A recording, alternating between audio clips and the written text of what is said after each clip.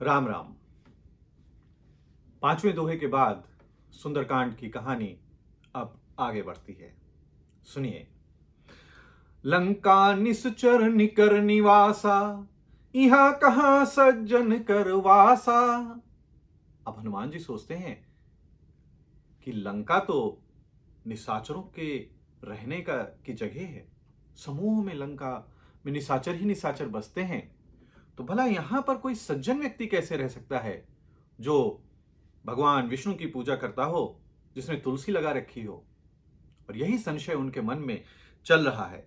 मन महु तरक करे कपिलागा, ते ही समय विभीषण जागा। और मन में यह तर्क वितर्क चल रहा है कि आखिर कैसे पता चले कि यहां कौन सज्जन व्यक्ति रहता है।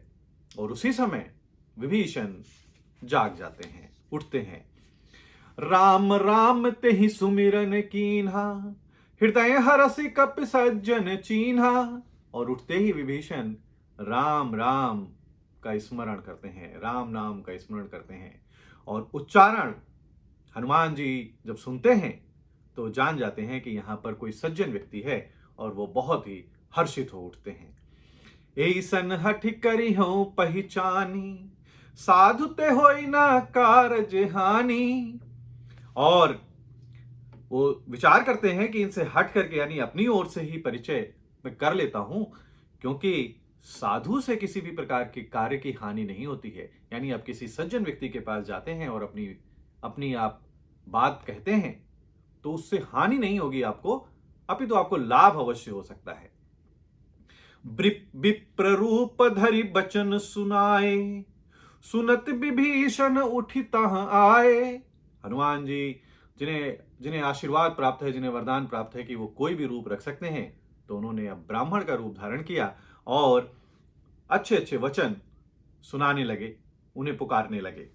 और सुनते ही विभीषण जी उठ करके वहां पर आते हैं।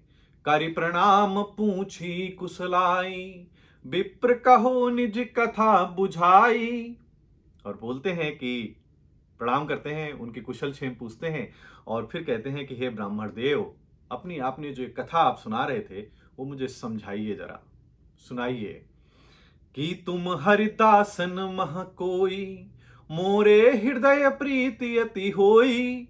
कि आप हरि भक्तों में से ही कोई हैं, क्योंकि आप हरि की कथा लंका में सुना रहे हैं।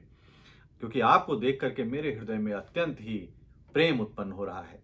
जब दो लोग जो जिनके विचार एक जैसे हैं वो आपस में मिलते हैं तो हृदय में प्रेम उत्पन्न होना एक एक सर्वथा सामान्य प्रक्रिया है। एक दूसरे के प्रति प्रेम उत्पन्न होने लगता है। कि तुम राम दीन अनुरागी, आयहु मोहि करन बड़ भागी। या क्या आप दोनों से प्रेम करने वाले श्री राम जी ही हैं, जो मुझे बड़भागी यानी बैठे बैठे मुझे दर्शन देने के लिए आ गए हैं, मेरा भाग्य बनाने के लिए आ गए हैं। सुनिए, सोचिए कि कितना हर्ष हो रहा है विभीषण के मन में। और विभीषण को यह कैसे ज्ञात था कि रामचंद्र जी हैं और वो एक दिन उनसे मिलने आएंगे। इसकी भी एक कथा है जो कभी आपको बाद में सुनाऊंगा। तब हनुमंत कही सब, राम कथा निज नाम। सुनत जुगल तन पुलक मन, मगन सुमिर गुण ग्राम। और तब हनुमान जी ने श्री रामचंद्र जी की सारी कथा विभीषण जी को सुना दी और उनसे अपना नाम भी बताया, अपना परिचय दिया। सुनते ही दोनों के शरीर पुलकित हो गए कि दोनों एक ही प्रभु के भक्त हैं। दोनों एक दूसरे से बहुत ही प्रेम से मिलते हैं और श्री राम जी के गुण समूहों का स्मरण करते समय करके दोनों के जो मन है वो आनंद में मग्न हो उठते हैं। तो यहां पर छठा दोहा समाप्त होता है सुंदरकांड का। आपको अब आगे की कथा फिर सुनाएंगे। तब तक के लिए जय श्री राम।